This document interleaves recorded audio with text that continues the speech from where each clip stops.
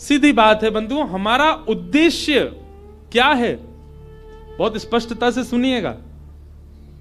कृष्ण प्राप्ति नहीं, सीधे 50वीं सीढ़ी चढ़ने की मत सोचा करो।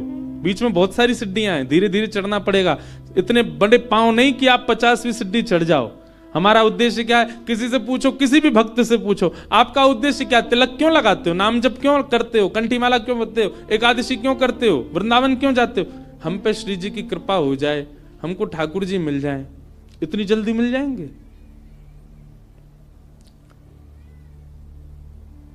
जैसे आप किसी मार्ग पर जाते हैं, जैसे मान लीजिए कि आप ऋषिकेश में बैठे हैं, तो निश्चित है कि बद्रीनाथ ही आते हैं बार बार।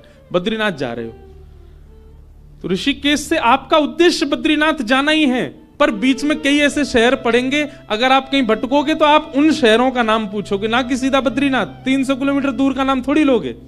यहां से चलते समय आप पूछोगे भैया शिवपुरी कितना दूर रह गया? शिवपुरी वहां जाओ, आगे से मुड़ोगे और शिवपुरी आ जाएगा। उससे आगे जाओ, श्रीनगर कितनी दूर है? ये देवप्रयाग कितना दूर है? यहां है देवप्रयाग। वहां के लिए रास्ता कैसे? आपके पड़ाव धीरे धीरे आगे बढ़ते हैं, सीधे ही बद्रीनाथ नहीं पहुंचा जाता। सनई सनई है। वैष्णव का पहला पड़ाव होना चाहिए प्रेम। किस लिए भजन कर रहा है? किस लिए कथा सुन रहा है? किस लिए वृंदावन जा रहा है? किस लिए गंगा जी का आश्रय ले रहा है? किस लिए कंठी पहनता है? किस लिए एकादशी करता है? मैं प्रेमी बनूं। पहले प्रेमी तो बनूं। पहला पड़ाव उसका प्रेम होना चाहिए। प्रेमी बनने का स्वभाव क्या? उसकी दृष्टि बदल जाए। अब वो सबको देख करके मुस्कुराता ही है। मैं ऐसे ऐसे प्रेमियों को भी जानता हूं जो किंचित बात विरह की सुन लें तो नेत्रों से आंसू गिरने लग जाते हैं। प्रेमी का ये स्वरूप हो जाता है कि उस बहुत जल्दी भाव में आ जाएगा, बहुत जल्दी भावुक हो जाएगा। हम होते हैं, हमारे आगे तो व्यक्ति गंगा जी में कूद जाए तो हमको विरह नहीं होता। प्रेमी व्यक्ति कैसा होगा? किंचित कोई भाव ऐसा देख लेगा ना, बहुत छोटा सा, कोई व्याकुल बैठा है, उस व्याकुलता को देख करके वो विरह में आ जाएगा। ये होता है प्रेमी का स्वरूप। आधुनिक भाषा में उसको कह देते हैं ये बहुत इमोशनल है, बहुत जल्दी इमोशनल हो जाता, बहुत जल्दी भावुक हो जाता है। संसार को देख करके भावुक हो रहा है। एक बात बताएं, भावुक व्यक्ति प्रेमी बहुत जल्दी बन सकता है। अगर किसी के अंदर भावुकता बहुत ज्यादा है ना, तो एक प्रकार से वो ये समझ ले कि उसको कई सीढ़ियां पहले से चढ़ा हुआ है। वो भावुक व्यक्ति बस प्रेम की ओर बढ़ जाए, प्रेमी और बन जाए, और अधिक प्रेम हो जाए, और वही प्रेम वृंदावन चंद से हो जाए उसका।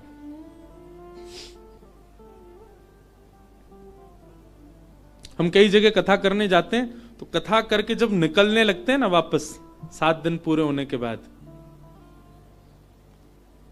बहुत लोग भावुक हो जाते हैं। जिनके यहां रुकने का प्रसंग होता है वो लोग भावुक। एक जगह तो बहुत ही भयानक स्थिति हुई, मैं ही घबरा गया।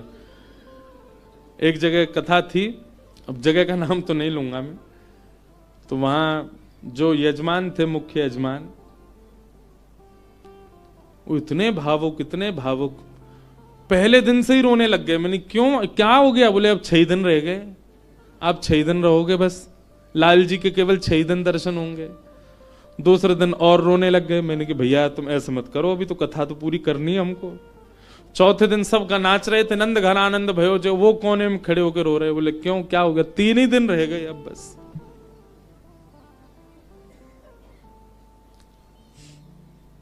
जिस दिन विश्राम दिवस था, मैं तो बहुत घबरा रहा था। मैंने आज क्या होगा, वो पहले दिन से ही रो रहे हैं। वही हुआ। अच्छा, ऐसा और था कि कथा करते ही मुझे एयरपोर्ट जाना था, मेरी फ्लाइट थी। कथा भी मैंने सुबह सुबह की थी 7 बजे से। आरती, विश्राम आरती हो रही थी, और मैं बस ये था कि हे लाल जी कुछ हो नहीं, बहुत भाव में।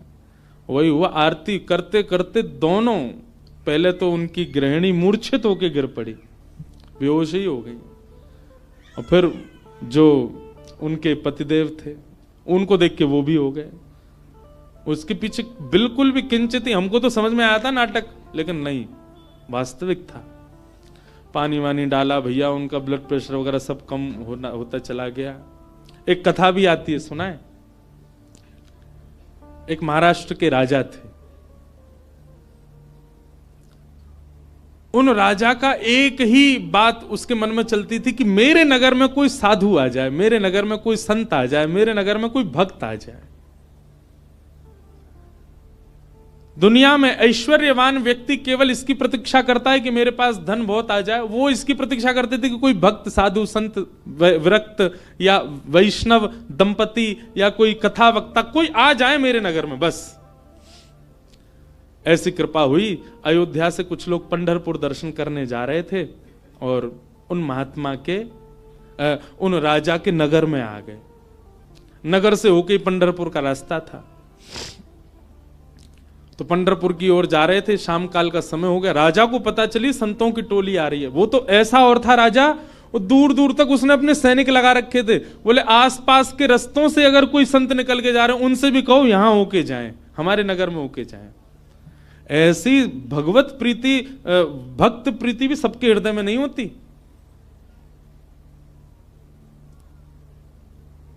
ये बात बंधुओं लिख लीजिएगा, जिस दिन हरिप्रिय आपको प्रिय लगने लग जाए, समझ जाना आप हरि से आप हरि के प्रिय होते जा रहे हो। आपको पता चल जाता है व्रज से कोई आया, भले ही आप उसको जानते नहीं, पर आपके मन में उत्साह हो जाता है, हमारे वृंदावन से आए हैं, श्री राधारमण जी के यहां से आए हैं, श्री बिहारी जी के चरणों से आए हैं। भले ही आपका परिचय नहीं, फिर भी आप ब्रज से आए जान करके उनको प्रणाम करने जाओ। ऐसी प्रीति अगर आपके चित्त में है, आप प्रेम की अवस्था में आ चुके हो। हरि से ज्यादा हरिजनों से प्रीति हो तो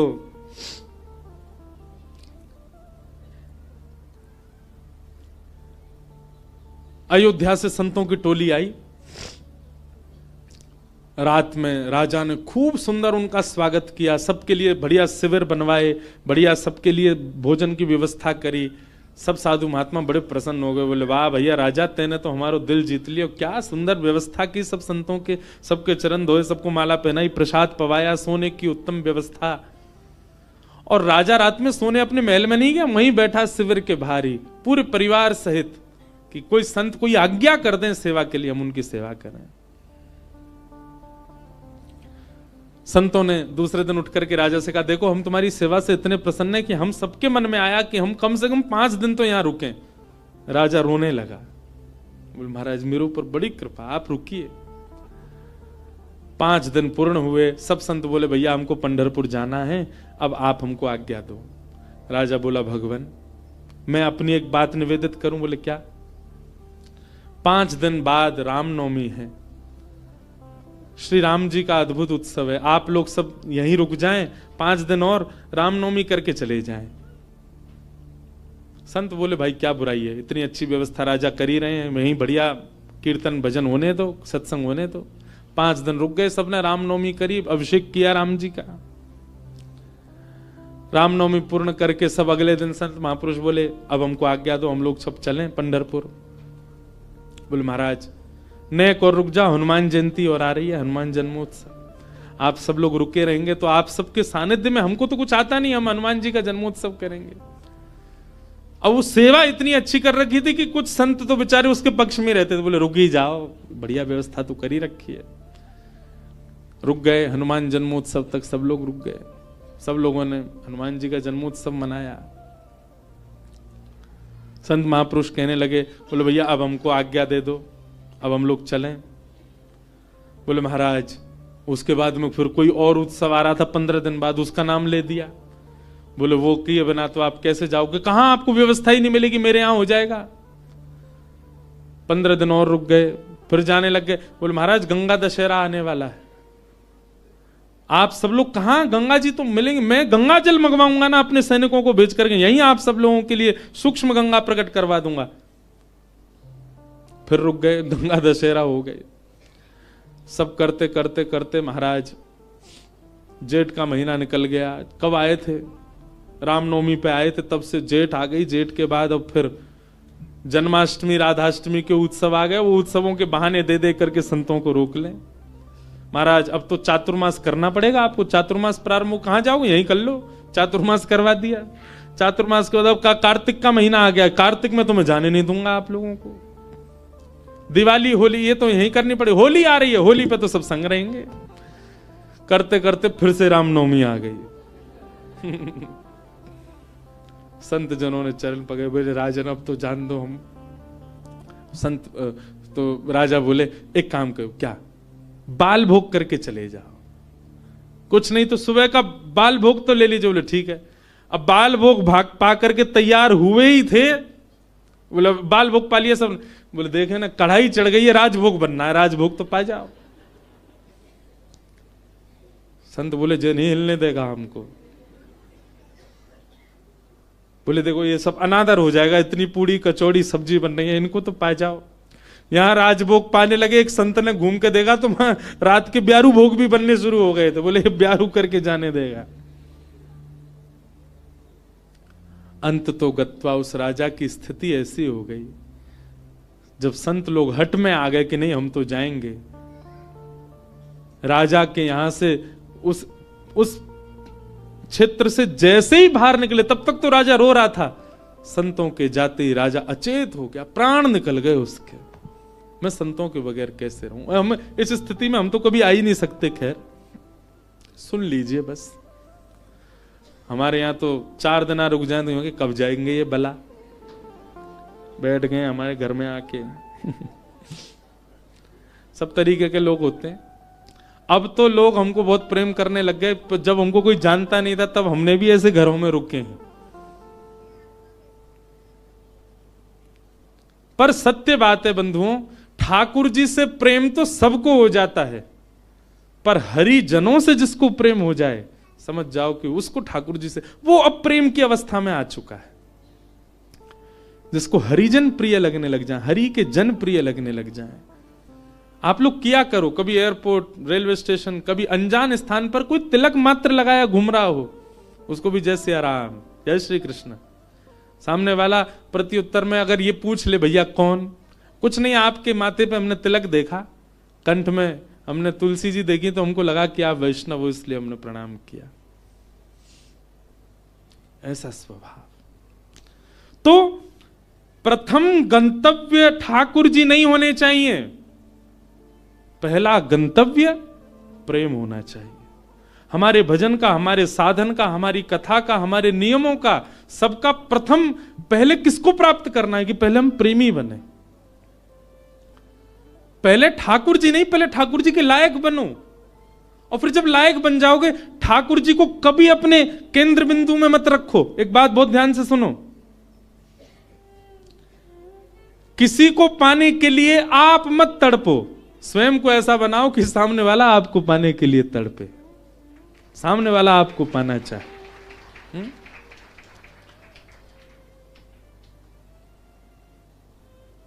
पिक्चरों में ऐसे दिखाते हैं ना कि कोई प्रेम करता था किसी कन्या से और उसको सीधे तो पानी पाया, तो खुद इतना बढ़िया पढ़ लिख करके बड़ा मजिस्ट्रेट बन गया महाराज, आगे पुलिस पीछे पुलिस, अब वो छोरी डोल रही है वाकू पावे को, इससे मेरा ब्याह हो।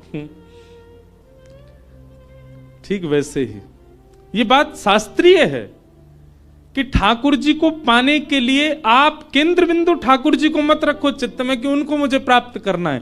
ठाकुर जी को जो जो प्रिय है वो सारे गुण मेरे भीतर आ जाएं ताकि ठाकुर जी को मैं प्रिय लगूं। आप पीछे मत पड़ो उनके, स्वयं को ऐसा बनाओ कि ठाकुर जी पीछे पड़े आपके। श्रीमद् वल्लभाचार्य जी के चरित्र में आता है कि, बहुत ध्यान से सुनिएगा,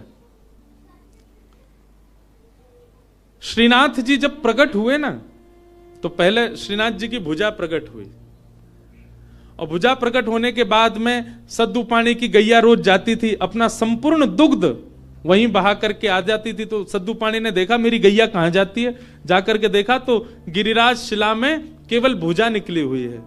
सद्दू पानी ने जब पूरा बाहर निकाला तो श्रीनाथ जी प्रकट हो गए इसी कलिकाल में।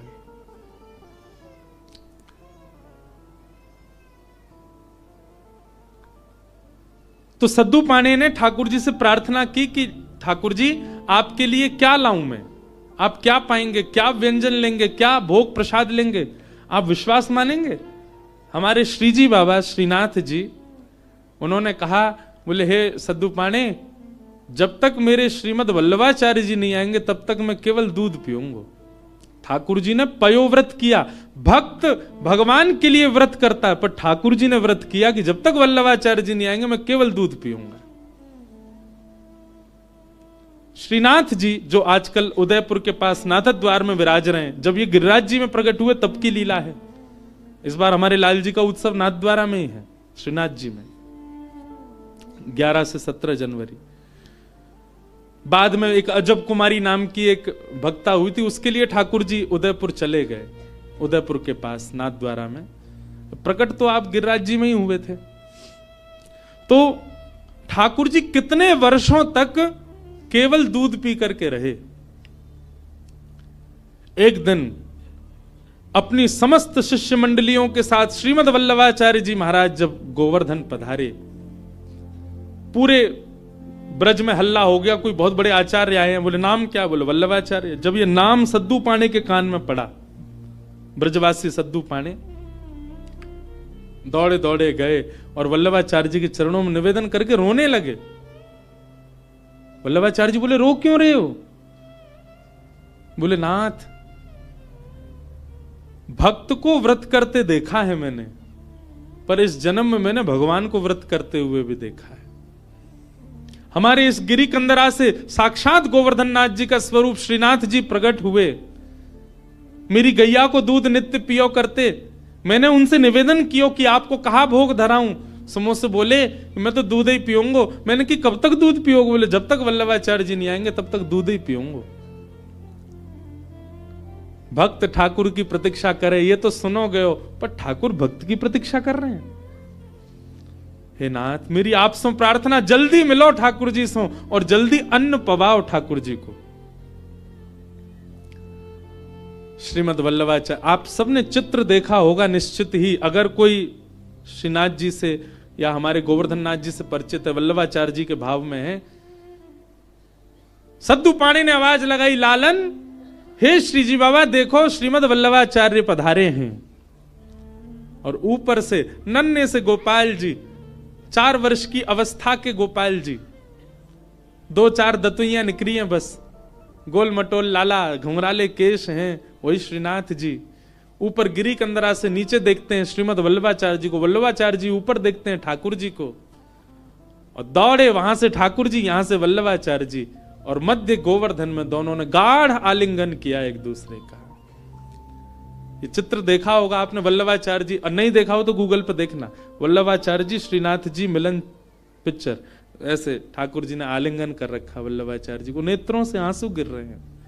वल्लभाचार्य जी बोले ठाकुर जी आप क्यों इतने श्रम में रहे, कुछ पाया नहीं?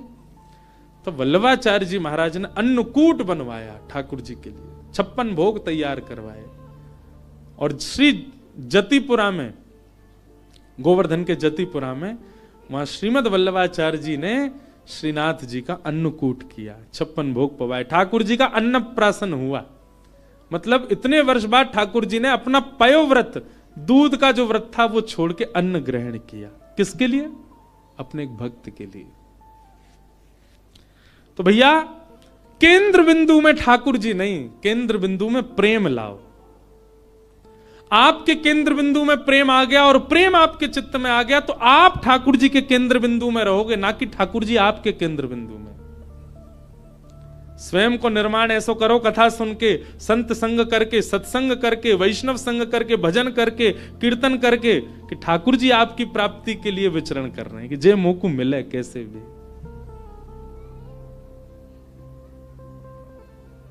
आज से आपके भजन साधन में उद्देश्य भगवत प्राप्ति नहीं, प्रेम की प्राप्ति हो। कि भवतानुदित प्रायम यशो भगवतो मलम ये नैवासौ न तुष्येत मन्ये तद्दर्शनम खिलम। नारद जी महाराज वेद व्यास जी से कहते हैं, व्यास जी आपने भागवत जी की रचना की, उसमें ज्ञान, उसमें वैराग्य उसमें सब कुछ आपने प्रस्तुत किया, पर आपने प्रेम को नहीं प्रस्तुत किया, इसलिए आपका हृदय अशांत है। आपके ग्रंथों को, पुराणों को सुनकर के व्यक्ति धार्मिक बन जाएगा, व्यक्ति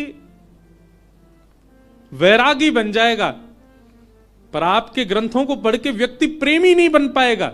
इसीलिए आपका हृदय अशांत है, आपको कहीं ना कहीं अपूर्णता लगती है अपनी क्रिया में। इसलिए मेरी प्रार्थना कि अब आप ठाकुर जी के प्रेम स्वभाव का वर्णन करो, जिससे पढ़ने वाला व्यक्ति प्रेमी बन सके।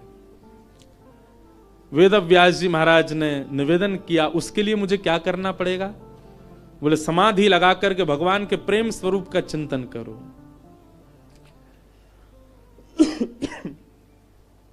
श्री वेद व्यास जी महाराज ने समाधि लगाई और समाधि की भाषा में ही अपने अंतिम कृति का निर्माण किया वेद व्यास जी ने। इसी ब्रह्म नदी में, इसी हिमालय की पर्वतों पर वेद व्यास जी ने ऐसी रचना की जिसको सुनकर पढ़कर के मानव प्रेम का अधिकारी बन जाता है, ठाकुर जी का अधिकारी बन जाता है। और उस संहिता का नाम है श्रीमद् भागवत महापुराण। बोलो भागवत महापुराण की जय। ये प्रेम संहिता है। भागवत जी श्रवण के बाद, भागवत जी अध्ययन के बाद, भागवत जी के अवलोकन के बाद प्रेम प्रस्तुत होता है चित्त में।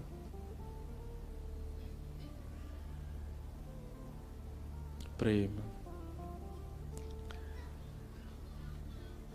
वेद व्यास जी महाराज ने उस प्रेम का भाव लिखा,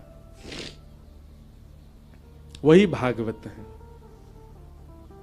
बंधुओं, आपको अगर अपनी कृति से, कई लोगों को अपने जीवन से भी बहुत अपूर्णता का अनुभव होता है।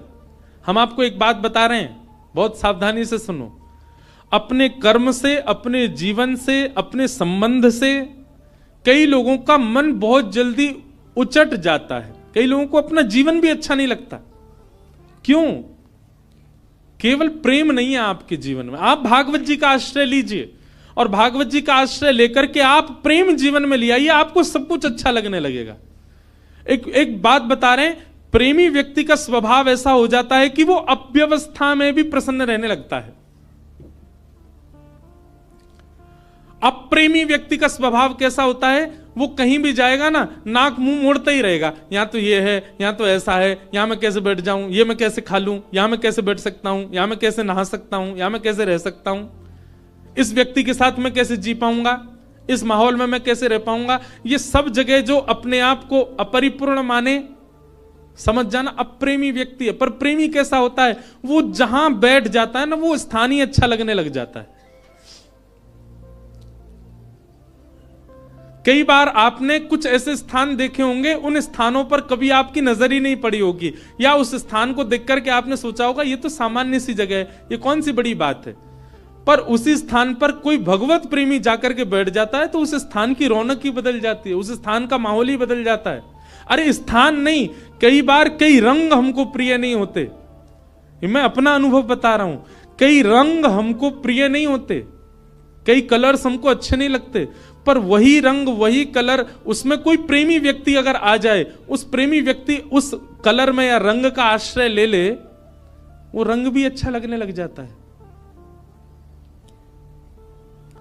कई सब्जियां आपको अप्रिय लगती होंगी, पर वही कोई प्रेमी के हाथों से प्रसाद रूप में आपको मिल जाए, आप उसका पान करेंगे, सेवन करेंगे, आपको अत्यंत अद्भुत। और अगर आपको अनुभव करना हो तो हम बता रहे हैं, अरबी की सब्जी हर कोई नहीं पा सकता, इतनी बढ़िया नहीं लगती। हमारी श्री जी को बहुत प्रिय है, किशोरी जी को बहुत प्रिय है, लाडली जी को अरबी का भोग लगता है। कभी जाइए राधाष्टमी के समय पर, या वैसे भी हमारे तटीय स्थान वृंदावन में अरबी की सब्जी बनती है। आप पे कृपा हो जाए, नहीं हो तो वहां किसी महात्मा से कह देना हमको थोड़ा प्रसाद दे दो, वो मधुकरी रूप में आपको अरबी देंगे, आप पाके देखना। सारे विश्व के जितने भी रस होंगे ना, वो सब रस फीके लगेंगे उसके आगे। क्यों? क्योंकि प्रेम स्थान पर वो निर्मित है, इसलिए उसका स्वाद अद्भुत हो जाता है। मैं कथा करता हूं, हमको राग रागनी आती नहीं, हम बस ऐसे गा लेते हैं, ये सब गुरुजन बैठे हैं, ये लोग जैसो बजा दें वैसो हम गा दें। कई राग ऐसे हैं, उनको पहले मैं जब सुनता था ना तो मेरा मन बड़ा उच्चाटित सा हो जाता था कि ये कैसे गाएंगे, ये तो बड़ा विचित्र सा राग है। आज वही राग में हम कथा भी कर देते हैं। क्यों?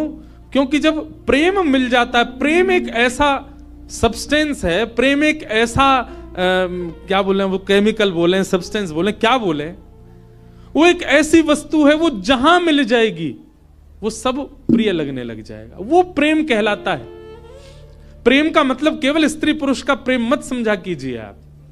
कोई प्रिय लगने लग जाए वो नहीं, सब कुछ प्रिय लगने लग जाए, वो प्रेम है। वास्तविक प्रेमी आप अपने आप को ऐसे नहीं मान सकते, उसके लिए नस काट रहे घूम रहे हैं, हॉस्पिटल में भर्ती है गए, वो क्या बता रहे हैं, बोले भाई टैग लग गया इसके ऊपर, काहे का, बोले प्रेमी है। आप इस प्रकार प्रेम की अवहेलना मत करो, प्रेम की निंदा मत करो।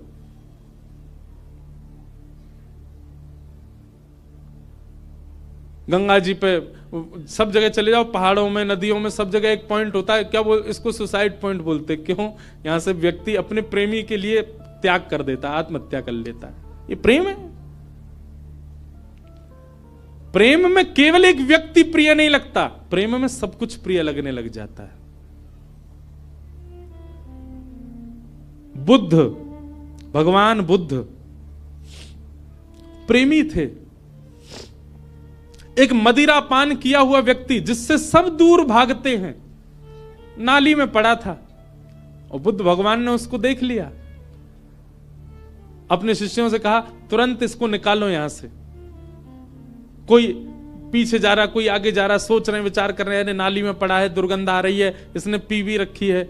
स्वयं भगवान बुद्ध लग गए उसको निकालने में। शिष्यों ने कहा, बोले कि वो एक कुभाव वाला व्यक्ति, मदिरा पान करने वाला व्यक्ति, उसका आचरण शुद्ध नहीं, और आप उसको ऐसे बचाने लग गए, ऐसे उसको संभालने लग गए।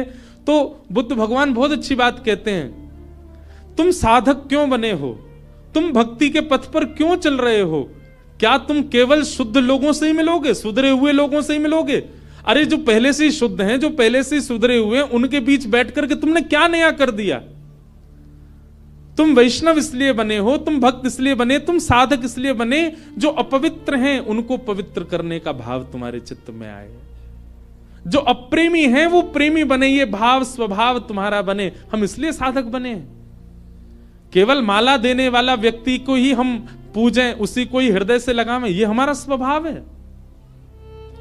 सबको लगाना है, सबको उस पथ का राही बनाना है, इसलिए हम वैष्णव बने। अंगुलीमाल की कथा सबने सुनी होगी। एक राक्षस था, मानव था पर राक्षस के स्वभाव का था। उस पर्वत पर रहता था, उस पर्वत के आसपास कोई भी मानव उसको दिख जाता था, उसको मार करके उसकी उंगली काट करके अपने गले में माला बना के पहनता था, इसलिए उसका नाम था अंगुलीमाल। इतनी सारी उंगलियों की माला उसने पहन रखी थी, उसका रूप देखते ही भाग जाते थे लोग। भगवान बुद्ध जा रहे थे और जैसे ही मार्ग पर जाने लगे तो एक गांव पड़ा। गांव के लोगों ने कहा, भगवान आप सीधे ना जाकर के थोड़ा दाएं होकर के जाइएगा। क्यों? सीधे जाएंगे तो आगे एक पर्वत पर अंगुलीमाल रहता है, वो लोगों को मार के उनकी उंगली काट के अपने गले में पहन लेता है। भगवान बुद्ध बोले उसके पीछे कारण, बोले वो अपना बल बताना चाहता है, देखो मैंने इतने लोग मार दिए, इतनी उंगलियां मत, इतने लोग, इतना बल है मेरे पास।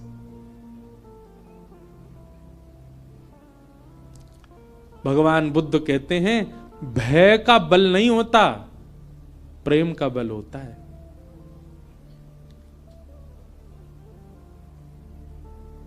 भय से जो अपने बल को आपके चित्त में प्रतिष्ठित करे वो बहुत लंबे समय तक नहीं रह सकता, लेकिन प्रेम से अपने आप को आपके चित्त में जो अवस्थित करे वो मरते दम तक आपके चित्त में रहेगा। मानस जी में एक बहुत अच्छी लीला आती है कि राम जी वन में विचरण करते थे और जब भूख लगती थी ना तो किसी के यहां से, किसी के घर से या किसी नगर से लक्ष्मण जी सामग्री ले आते थे, जानकी जी बनाती, राम जी पाते थे।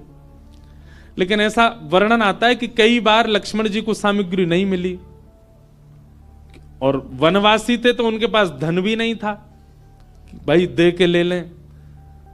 तो राम जी जाते थे सामग्री लेने के लिए, और राम जी जब जाते थे तो सामग्री लेके ही आते थे। तो फिर मानस जी में तुलसीदास जी वर्णन करते हैं कि राम जी ऐसा क्या दे के आते थे कि लोग सामग्री देने को राजी हो जाते थे। राम जी के पास कुछ था तो था नहीं, ना तो धन था, ना वैभव था, ना कुछ रुपया थे, क्या देते थे राम जी।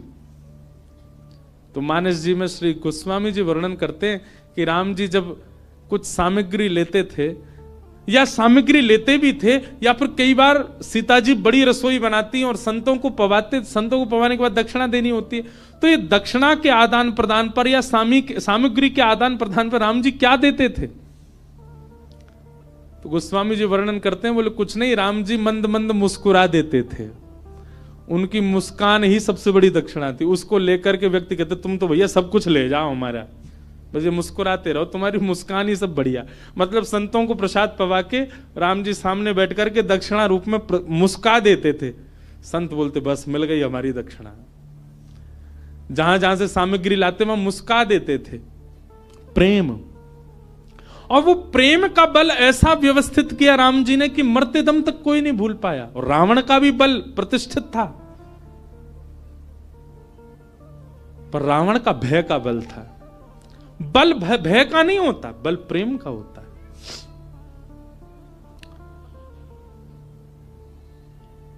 बुद्ध भगवान चले गए उसी मार्ग पर जहां अंगुलीमाल था। जैसे ही पहुंचे पर्वत के ऊपर, अंगुलीमाल ने दूर से ही कहा मैं साधु सन्यासियों का बहुत सम्मान करता हूं, पहले तुमको सचेत कर रहा हूं, मार्ग बदल दो अपना, मेरे पास आ गए तो तुम्हारा सर धड़ से अलग कर दूंगा, मैं चेतावनी दे रहा हूं, मेरे पास मत आना। पर बुद्ध रुके नहीं, सीधे चले गए। तुम जानते नहीं हो मुझे, क्यों चले आए हो मेरे पास। और क्रोध में भर के थोड़ा और चेतावनी देने के लिए अंगुलीमाल एक वृक्ष के नीचे खड़ा था, उस वृक्ष की डाल पकड़ करके जोर से खींच ली, डाल टूट गई। बुद्ध भगवान मंद मुस्काते सामने खड़े हो गए। अंगुलीमाल तुम देख नहीं रहे हो। अंगुलीमाल बोला तुम देख नहीं रहे हो मैं कितना बलवान हूं, और तुम चले आ रहे हो, मैं तुमको मना कर रहा हूं फिर भी रुक नहीं रहे हो। डाल हाथ में पकड़ करके खड़ा था। बुद्ध भगवान बिल्कुल सौम्य भाव से उसके समीप गए और कहा ये डाल तुमने तोड़ी? बोले हां। अब इसको जोड़ दो, जहां से तोड़ी है इसको वहां लगा दो पुनः। अंगुलीमाल बोला कैसी बात कर रहे हो, ये तो संभव ही नहीं है, मैं इसको नहीं लगा सकता दोबारा। बोले क्यों, जब तोड़ने की सामर्थ्य है तो जोड़ने की भी होगी, इसको जोड़ दो, यथावत जैसी थी वैसी जोड़ के दिखा दो। अंगुलीमाल बोला यह संभव नहीं है। बुद्ध भगवान कहते हैं जिसको तुम जोड़ नहीं सकते उसको तोड़ने का अधिकार तुमको किसने दिया? इतनी उंगलियां गले में पहन करके घूमते हो, तुमने इतने लोगों को मार दिया, अकेले इस पर्वत पर रहते हो, पूरी दुनिया तुमसे भय खाती है। सोचो, विचार करो अंगुलीमाल, जितनी उंगलियां तुमने गले में पहनी हैं, प्रेम से यदि इतने लोगों को अपने संग में रखते, पूरी दुनिया पूजती आज तुमको। अपने प्रेम स्वभाव से इतने लोगों का संग पाते तो तुम ज्यादा बलवान होते, लेकिन तुमने उनको मार दिया, उनकी उंगलियां डोल रहे हो लेके गले में। अगर इतने लोग तुमने जोड़े होते खुद से तो तुम श्रेष्ठ माने जाते। और इतना कहकर के बुद्ध चले गए। अपनी कुटिया पर जाकर के रुके, पीछे देखा ही नहीं। कुटिया पर जाकर के जब पीछे देखा, अंगुलीमाल चरणों में गिर गया। बुद्धम शरणम गच्छामि, मुझे क्षमा कर दो भगवान, और सदा के लिए उनके हो गए। यह है प्रेम। प्रेमी जब व्यक्ति होता है वो सबको प्रेमी बनाता चलता। जैसे किसी के अंदर कोई इत्र लगाए घूमे, जहां से निकल जाए सब जगह सुगंधित होती चली जाती है, वैसे ही भक्ति साधना से व्यक्ति जब प्रेमी बन जाता है, वो जहां जाता है, जिस स्थान पर जाता है, जितने लोगों से मिलता है, उनको भी प्रेमी बना देता है, उनको भी प्रिय बना देता है, उनको भी भक्त बना देता है, उनको भी साधक बना देता है। प्रेम। और श्रीमद् भागवत प्रेम प्रस्थापित करती हैं श्रोताओं के चित्त में। भागवत जी की रचना हुई और रचना करने के बाद वेद व्यास जी महाराज ने विचार किया, अब इस भागवत को हम घर घर तक, जन जन तक कैसे पहुंचाएं।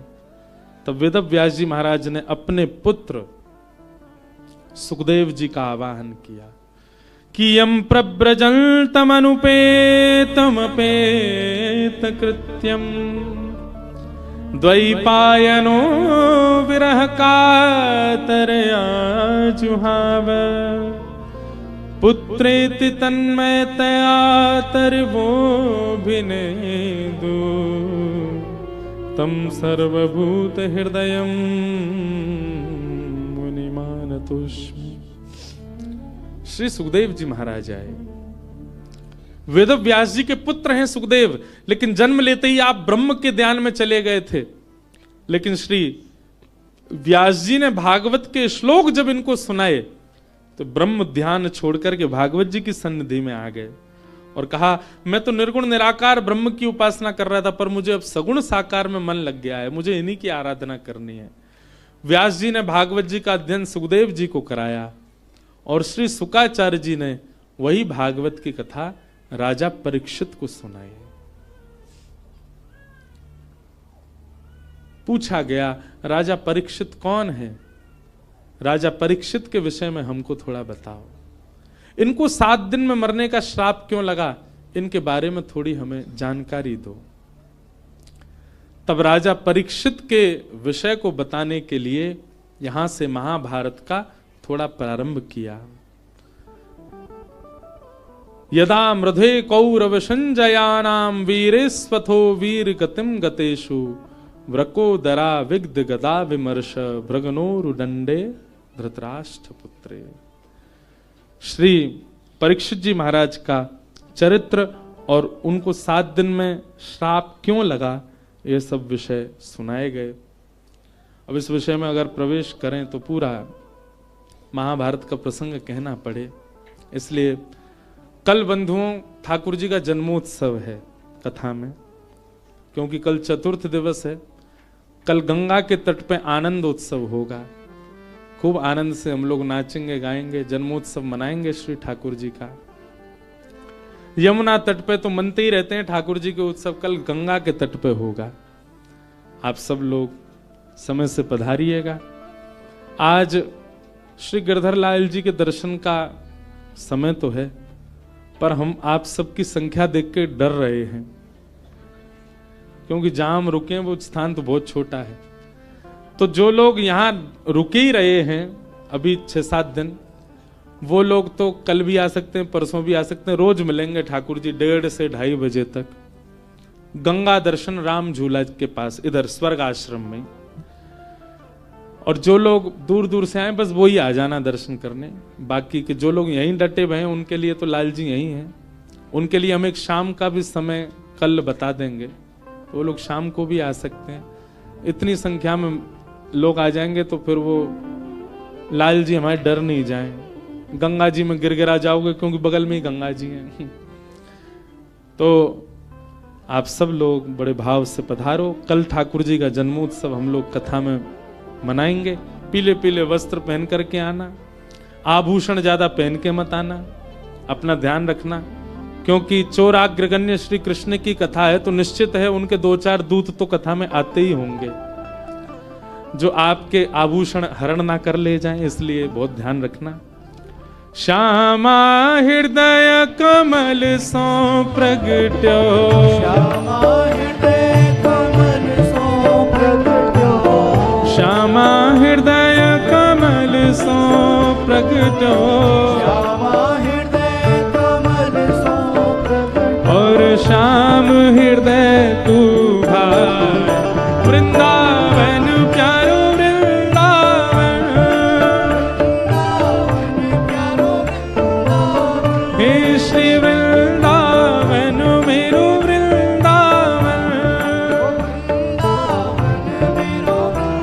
आज ये पद पूरा गाएंगे, जिनको याद हो संग गाइए। और सुनो भैया, जो लोग भी लाल जी के दर्शन करवे जामे, उनसे हमारी प्रार्थना, तुमको अपनी खुद की सौगंध है, हमारे लाल जी से कुछ संसार मत मांगियो, लाल जी से केवल एक ही बात मांगियो, हे लाल जी आप सदा प्रसन्न रहो, आप सदा आनंद में रहो, हम अपने कर्म भोग लेंगे, आप हमको कुछ मत दो। कुछ मांगना नहीं ठाकुर जी से, ठाकुर जी से केवल उनकी प्रसन्नता मांगिएगा। हे सब सुख सागर रूप उजागर रहे वृंदावन धाम, सब सुख सागर रूप उजागर रहे वृंदावन धाम। हे सब सुख सागर रूप उजागर रहे वृंदावन धाम, सब सुख सागर रूप उजागर रहे वृंदावन धाम। ओ रूप गोस्वामी प्रगट कियो जहाँ, रूप गोस्वामी प्रगट कियो, श्री रूप गोस्वामी प्रगट कियो जहाँ, रूप गोस्वामी प्रगट कियो, राधा गोविंद रूप निधान, वृंदावन प्यारो वृंदावन। देखो इतनी संख्या में लोग हो, फिर भी स्वर नहीं निकल रहा आप लोगों का। अरे भाव से गाओ, उच्च स्वर में गाओ, वृंदावन मेरो वृंदावन, हे श्री वृंदावन मेरो वृंदावन, रूप गोस्वामी प्रगट कियो जहाँ, रूप गोस्वामी प्रगट कियो, राधा गोविंद रूप निधान, वृंदावन प्यारो वृंदावन, हे श्री वृंदावन मेरो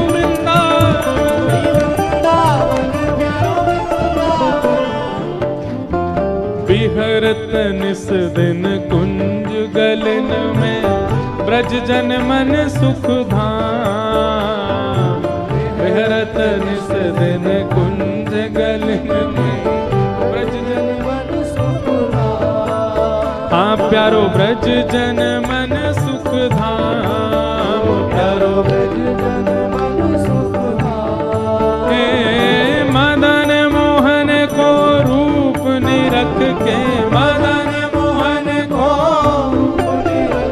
श्री मदन मोहन को रूप निरख के, मदन मोहन को रूप निरख, हे सनातन बलि बलि जाए, वृंदावन प्यारो वृंदावन, वृंदावन प्यारो वृंदावन, हे श्री वृंदावन मेरो वृंदावन, वृंदावन प्यारो वृंदावन, मदन मोहन को रूप निरख के, मदन मोहन को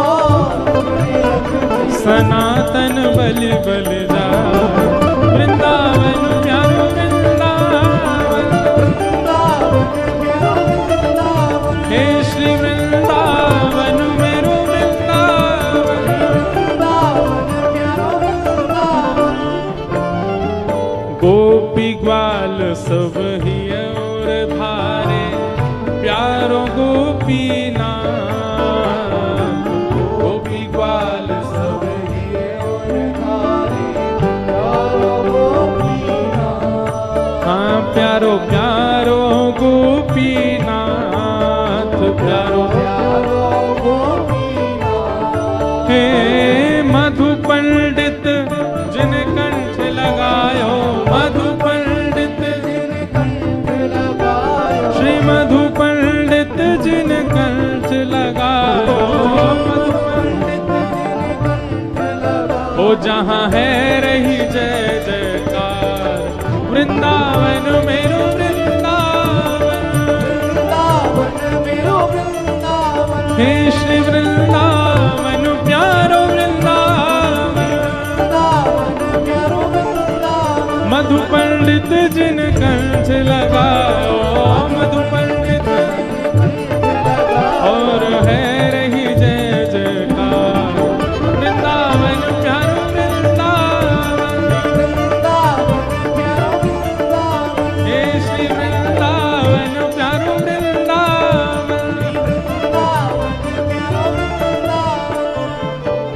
श्री गोपाल भट्ट जो के हृदय वेदना प्रगट्यो शालिग्राम।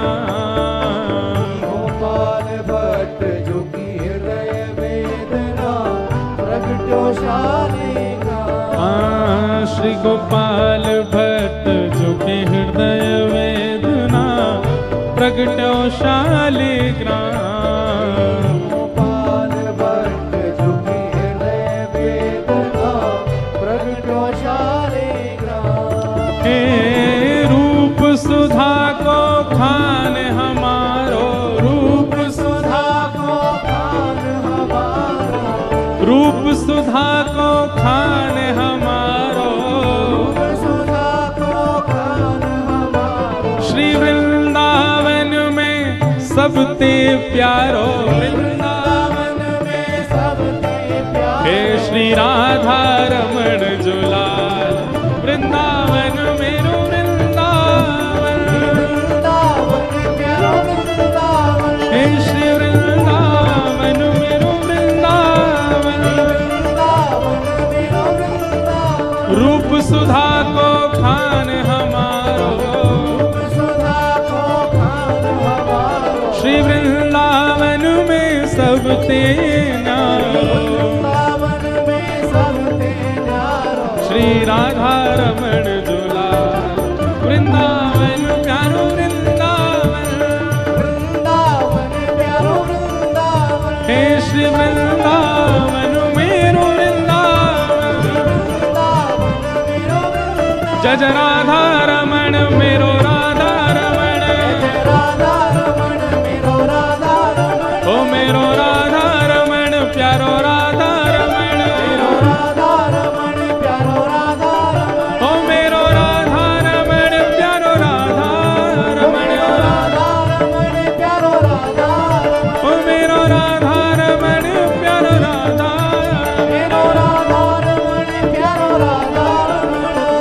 आतुर हित हरि वंश पुकारो श्री राधा राधा नाम। आतुर हित हरि वंश पुकारो राधा राधा। अभी यहाँ कथा 12 को विश्राम करके श्री वृंदावन के मदन टेर में 14 तारीख को सुबह 9 बजे से श्री हितरवंश महाप्रभु का चरित्र हम एक दिन सुनाएंगे। जो लोग भी वृंदावन पहुंच रहे हो 14 तारीख को मदन टेर आना, जहां श्री राधा वल्लभ जी पहली बार विराजे वृंदावन आकर के। मदन टेर यमुना तट आयो, मदन टेर यमुना तट आयो। सघन कुंज वृंदावन आयो। सघन कुंज वृंदावन आयो। हे मदन टेर यमुना तट आयो। मदन टेर यमुना तट आयो।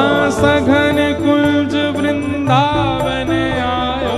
सघन कुंज भुजा उठा के वृंदावन आयो। ओ प्यारो राधा वल्लभ लाल वृंदावन मेरो वृंदावन।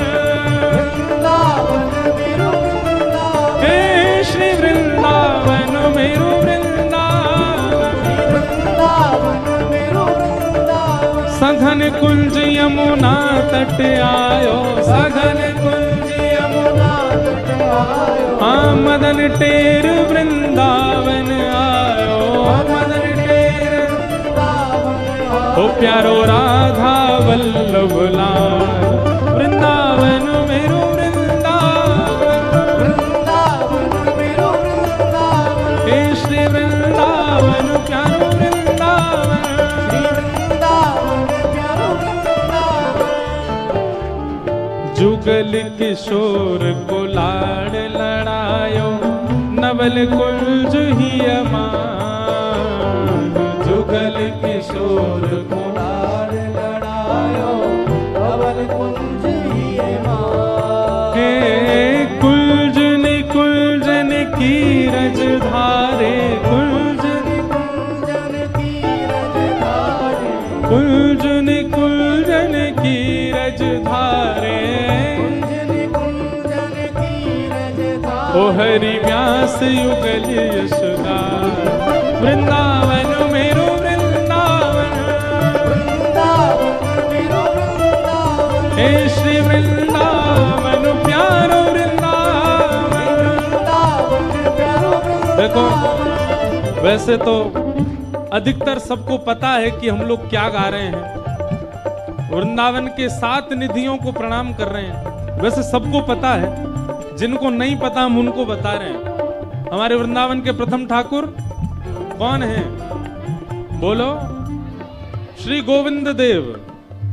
वृंदावन के दूसरे ठाकुर श्री मदन मोहन, तीसरे ठाकुर श्री गोपीनाथ, चौथे ठाकुर श्री राधा रमण, पांचवें ठाकुर श्री राधा वल्लभ और छठवें ठाकुर जिनको अभी हम गा रहे हैं श्री जुगल किशोर और 7वें ठाकुर श्री कुंज बिहारी लाल। तो इन 7 को हम प्रणाम कर, जिनको नहीं पता हम उनको बता रहे हैं। अभी जुगल किशोर जी को प्रणाम कर रहे हैं। कुंज निकुंजन की रजधारे, कुंज निकुंजन की रजधारे, हरि व्यास युगल यश गाए, वृंदावन मेरो वृंदावन, हे श्री वृंदावन प्यारो वृंदावन। हमारे ब्रज वृंदावन के 7वें ठाकुर जिनके जन्मोत्सव पर इस कथा का प्रारंभ हुआ, बोलो वृंदावन बिहारी लाल।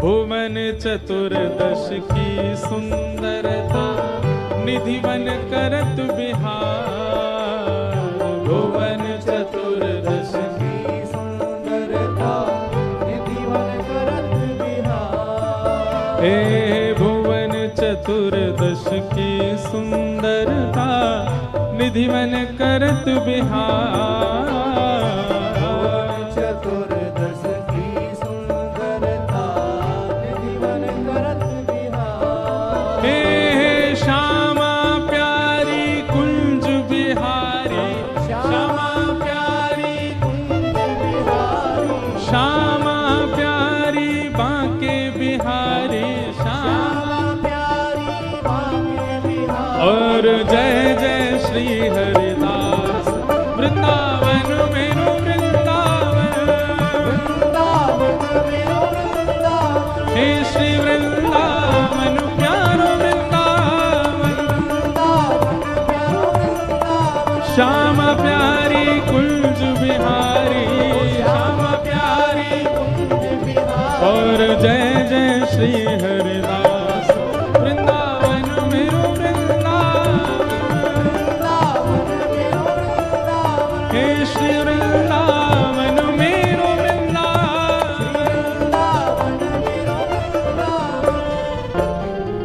जिनकी कृपा से यह रस प्रकट वृंदावन अभिराम, जिनकी कृपा से यह रस प्रकट वृंदावन अभिराम, हे जिनकी कृपा से यह रस प्रकट वृंदावन अभिराम, जिनकी कृपा से यह रस प्रकट वृंदावन अभिराम, हे सप्तनिधिन को ही उजियारो, सप्तनिधिन को ही उजियारो, यह आनंद करवावे वारो, यह आनंद करवावे वारो, इंद्र ईश इंद्रेश दुलारो, इंद्र ईश इंद्रेश दुलारो, हम सबको मिलवावे वारो, हम सबको भुजा उठा के हमारो गिरधर लाल, वृंदावन प्यारो वृंदावन, वृंदावन प्यारो वृंदावन, हे श्री वृंदावन मेरो वृंदावन, यह आनंद करवावे वारो, यह आनंद करवावे वारो, हम सबको मिलवावे वारो, हे हमारो गिरधर लाल, वृंदावन प्यारो वृंदावन, वृंदावन प्यारो वृंदावन, हे श्री वृंदावन मेरो वृंदावन, वृंदावन मेरो वृंदावन, लगाओ ताकत पूरी, जो सबसे ऊंचो जाएगो वही को मिलेगी माला मंच से। जय राधे राधे श्री राधे राधे जय राधे राधे श्री राधे राधे जय राधे राधे श्री राधे राधे। यहाँ वो सबसे पीछे लाला वो लगे लंबो ही दिखे। हाँ आ जाओ आपके बगल वाले, हाँ आप आओ जो उछले थे अभी लास्ट में, नहीं वो पीछे आ रहे हैं। हाँ इनको आने दो, ये पीछे जो आ रहे हैं पतले से, हाँ इन्हीं को बुला। जय, और ये लाली छोटी वाली आओ।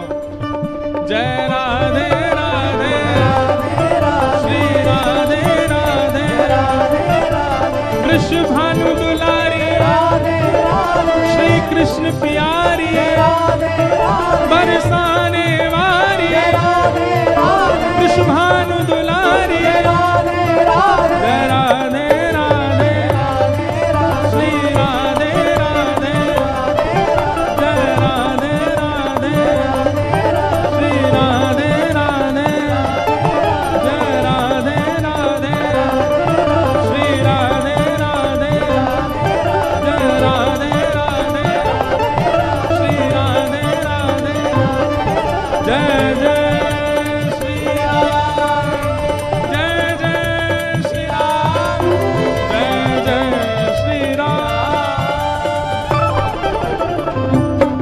वृंदावन बिहारी लाल की।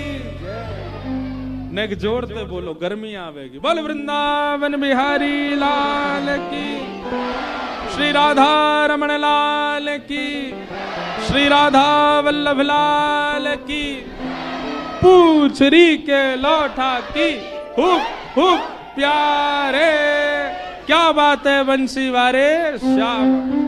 नमः पार्वती पतये हर। बोल गंगा मैया की।